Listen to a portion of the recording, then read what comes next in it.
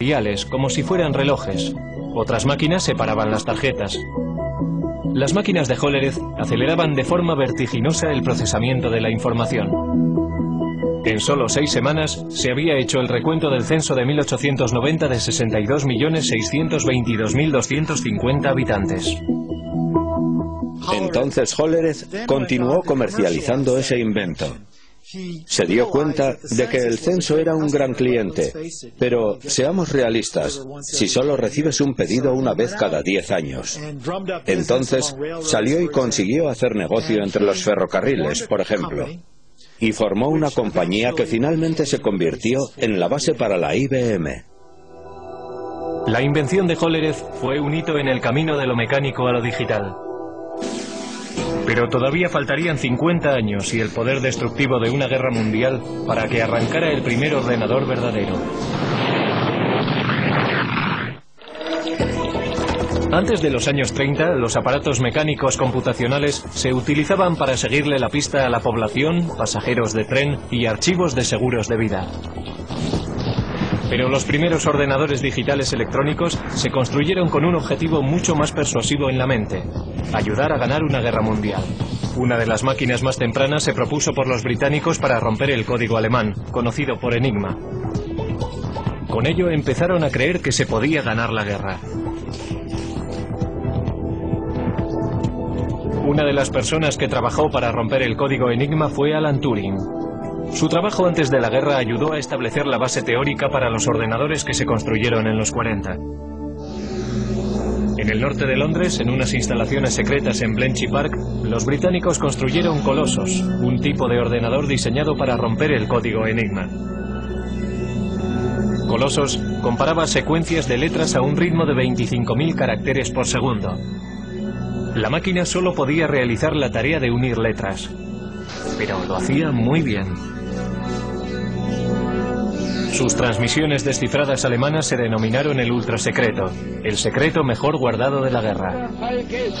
Principalmente, el Colossus llevaba a cabo funciones logísticas de las letras de un alfabeto en una corriente de letras que venían de un mensaje de radio interceptado.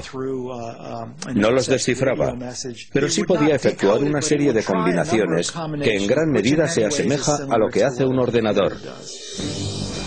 Mientras el Colossus rompía códigos alemanes, al otro lado del Atlántico los ingenieros trabajaban para construir otro aparato computacional, una máquina que influiría directamente en el diseño de todos los ordenadores futuros. América era un centro neurálgico productor de instrumentos de guerra, pero para 1943 había una escasez crítica de un componente sorprendente de la máquina de guerra: tablas de disparos para piezas de artillería. Estas tablas permitían a los artilleros apuntar sus armas correctamente en gamas diferentes, altitudes, temperaturas y condiciones del viento. Los ordenadores humanos trabajaron frenéticamente para producir cálculos mecánicos para crear esas tablas, pero lo pasaron mal intentando estar a la altura. Durante la Segunda Guerra Mundial se producían muchas armas. Había que calcular muchas tablas de disparo. Era realmente un gran trabajo y estaba ralentizando la entrega de armas al frente. Para solucionar el problema, John Mockley, un físico de la Universidad de Pensilvania, se propuso construir un ordenador gigante electrónico que podía calcular tablas de números en minutos, no horas. El ejército, desesperado por un aparato que les ayudara a ganar la guerra, de mala gana se centró en el coste propuesto de $500,000. Mockley y un brillante estudiante de ingeniería eléctrica, Presper Eckert, empezaron a construir ENIAC, el integrador numérico, electrónico y ordenador.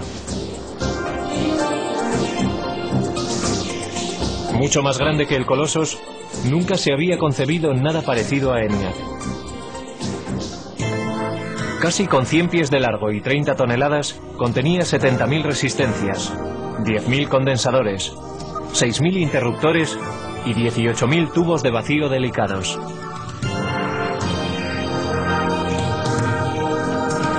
Los tubos funcionaban como bombillas. En una máquina cabían 18.000 tubos, por lo menos uno tenía que cambiarse cada pocos minutos. Después de 2 años de trabajo intenso, el equipo completó el ENIAC. 3 meses después, los japoneses se rindieron. Aunque no pudo acabarse a tiempo de ayudar a acabar la guerra, ENIAC fue una máquina maravillosa. Podía realizar 5.000 sumas, 357 multiplicaciones y 38 divisiones cada segundo. Lo interesante sobre ENIAC es que tenía una capacidad de propósito general. Podía reconfigurarse para solucionar otros problemas, y nunca hubo ningún problema para encontrar trabajo para ENIAC.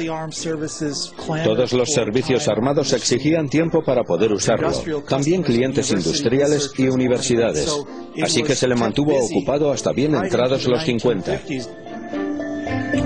Pero a ENIAC, la máquina más compleja de su tiempo, todavía le faltaban muchas de las cualidades de un ordenador moderno.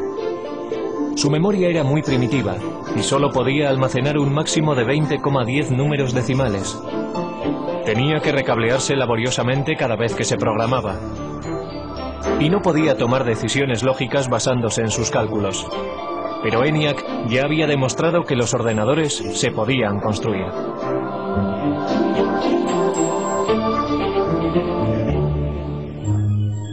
Justo antes del final de la Segunda Guerra Mundial, John von Neumann, un consejero de Ecker y Mockley en el proyecto ENIAC, escribió un ensayo que iba a influir de forma definitiva en el siguiente paso del diseño de ordenadores.